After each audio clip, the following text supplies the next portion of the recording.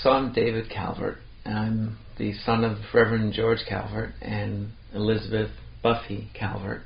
And they were a young pastor and his wife that came to East Harlem. They were among many white pastors that came to East Harlem as part of the East Harlem Protestant Parish. And that was considered pretty radical at the time. There were not a lot of other white people walking around the neighborhood except some old-time Italians who were all actually in the process of leaving. I'm no scholar of the East Harlem Protestant Parish, but it started about 5 years before I was born, 1948. And it was a sort of these three young pastors came to East Harlem, Archie Hargrave, Bill Weber, and Don Benedict. And they were really following the muse of the gospel, following the writings of Dietrich Bonhoeffer, pastor in Germany who stood up to Hitler and who sacrificed his life for that. They were following the sort of the social gospel, social evangelism that had come out of the 1800s and the search for the biblical Jesus. And they were saying, there's a new thing going on in our world, and it's urban despair, and we have to be there. We have to witness and be in the communities.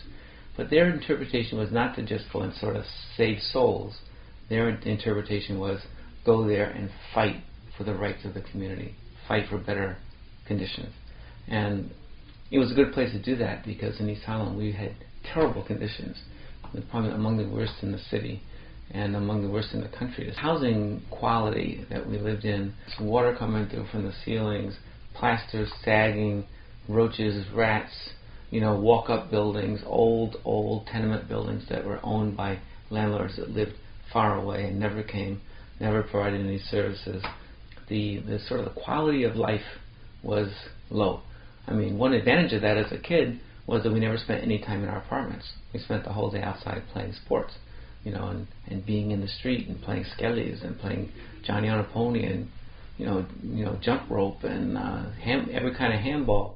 The neighborhood sort of grabbed onto this East Harlem Protestant Parish initiative and said, if you guys are serious about really trying to save our hospitals, save our schools, save our housing, save our streets, let's do it.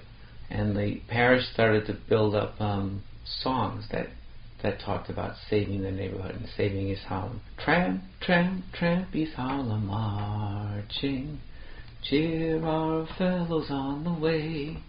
Every heart is in the fight for the cause of truth and right, and for freedom that will bring a better day. It's a song about my neighborhood. And so we started singing songs like that. We shall not be moved. They'll know we are Christians by our love. All the different churches in the communities will go to Easter Dawn service, and we'd be singing songs about sort of the better world we were creating. Brilliant opportunity for me to grow up in that kind of culture of hope, but not just hope that we were talking about, but hope that we were building and creating. And there was so many different zones of work that were going on. My father ended up starting Hope Community in 1968 when there was a gang fight going on in the street, and he broke up the fight and said, come on upstairs, let's meet in my apartment and talk this through. They walked into the apartment and these gang guys said, if we could live in an apartment like this, we would not be fighting in the street. And so my father suggested, let's make a deal. I will right now incorporate a new organization, and let's call it Hope Community. And you guys join it and help me renovate housing, and we'll build low-income housing for our community. At that time, there were abandoned buildings everywhere. And Hope Community ended up, its first 10 years it had no payroll. It was a full all-volunteer organization. By 1978, they finally got enough funds to have a payroll, but by then they'd already renovated 2 buildings complete. And it ended up with about 1,400 units of housing, Hope Community, which it manages today for the community. It's celebrated 50 years of work already. And my father was the director for 25 of those years, the first 25. But it just was an example of what a community project that has the right idea and the willingness to work at it really hard, and the willingness to have a long-term vision and struggle for it, makes change. And that's what the parish engendered, that kind of a attitude, and the world that we created is better for it. The pastors that did come to work in East Harlem, the white ones that had some resources, I'm not saying they were all wealthy, but some of them had resources, they were challenged to put money into the group ministry and to sort of live aesthetically, live inexpensively, live on nothing, live in the projects, live in the tenements, use public schools, etc. That was the sort of the challenge.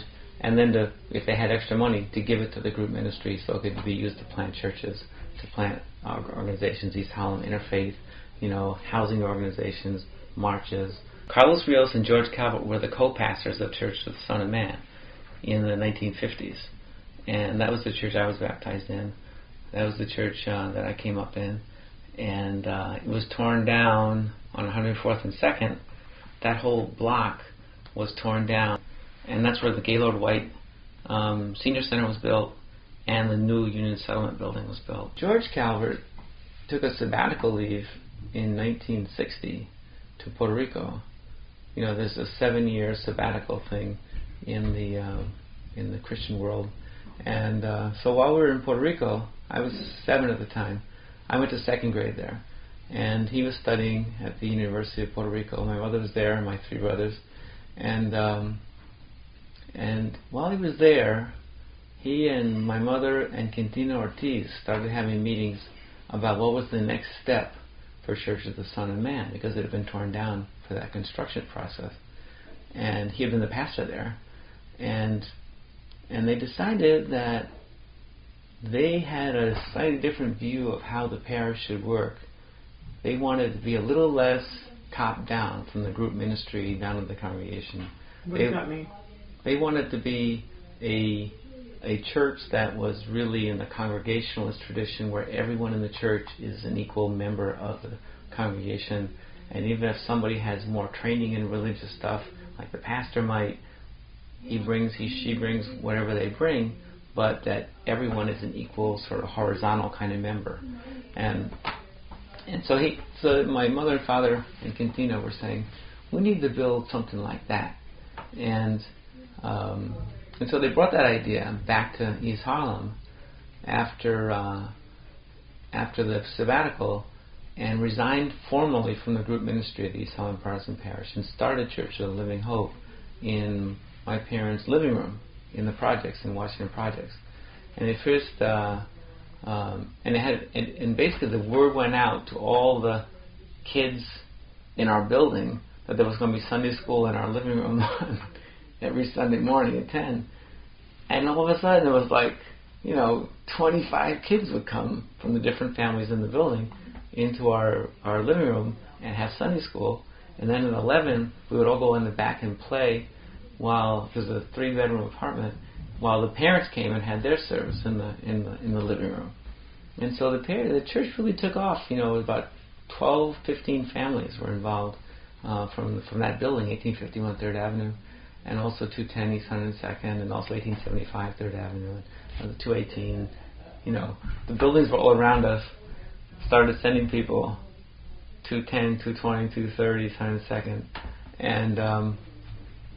and then after it got a little too big for our living room, when Church of Living Hope moved from our living room in the projects to a building that was a 4-story vacant building that had been vacant for 10, 15 years, and our church bought it for $6,000 at an auction, and we renovated it completely. My father also was deeply involved in the church youth group. He was the leader of the youth, and we did a play every summer from 1968 to 1978.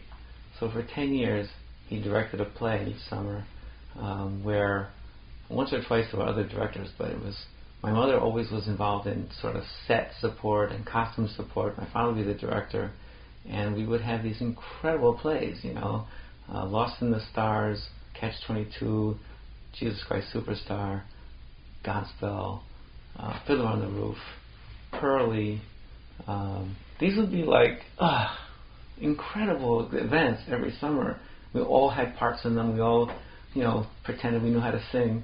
and we would and then the best of it, we would raise money doing this for a Living Hope scholarship fund, which would be used to help support our youth members that were in college. So if anybody that went on to college would be getting $1,000 or $1,200 or something from money we raised doing plays every summer, so that our comrade, youth members could